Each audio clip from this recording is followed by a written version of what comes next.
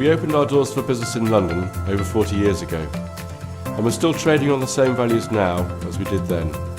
Professional, dedicated, and trusted.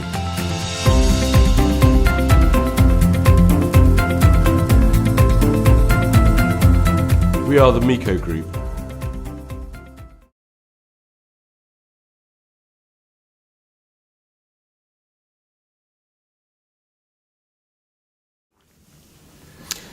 Today I'm talking about something we do a lot in the office, which is interpreting contracts.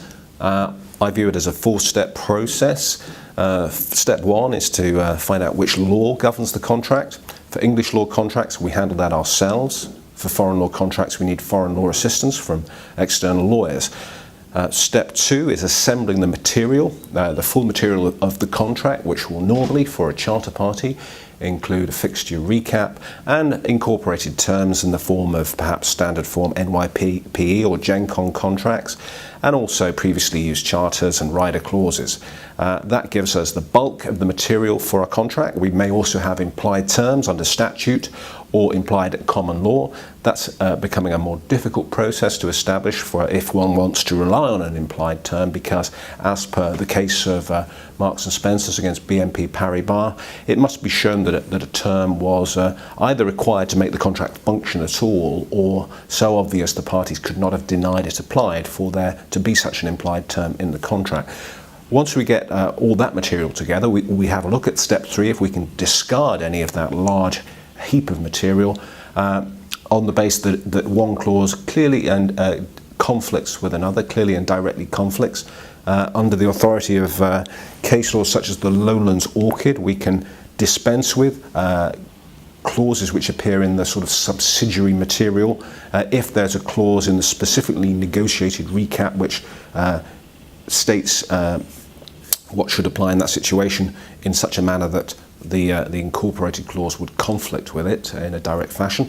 If there's no direct conflict, we need to interpret all the clauses alongside each other within the contract as a whole. And that's step four, the interpretation of the meaning of the contract.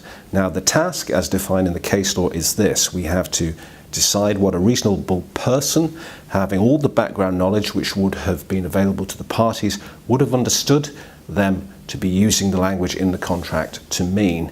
Well, that's the quota. What it actually means, and that's from Chartbrook against Persimmon, is that we have a process of determining what the parties meant from the words they used. And there's a growing focus on the importance of the actual words used by the parties. There's been some suggestion in the past that the courts would perhaps be looking for a commercial and fair meaning to contract wording. It's been re-emphasised in recent years that that's not what the courts do. The courts are looking to find the meaning of what the parties intended by looking at the actual words they used. And they look at those actual words within the background that would have been known to the two parties, in our case as commercial shipping businessmen, and they will decide what the words they used are intended to mean. And that will normally be the normal meaning of the words, and only if there's an ambiguity in the normal meaning of the words will the court go further and choose between alternative meanings, and will usually decide that by imposing the most commercial meaning that could be given to those words.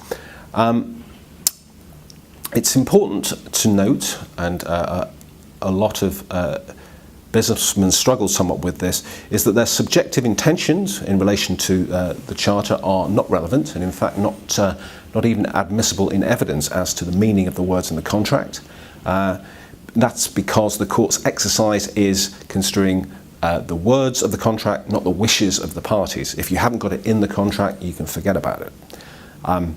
So there's a growing trend. It's focusing on the actual words used, and we've seen in recent Supreme Court decisions and Court of Appeal decisions that implied terms are getting more and more difficult to impose into a charter, and also the courts are rejecting using old canons of construction, that's old rules and doctrines of construing contracts, to the extent they might conflict at all with the clear words that the parties have used.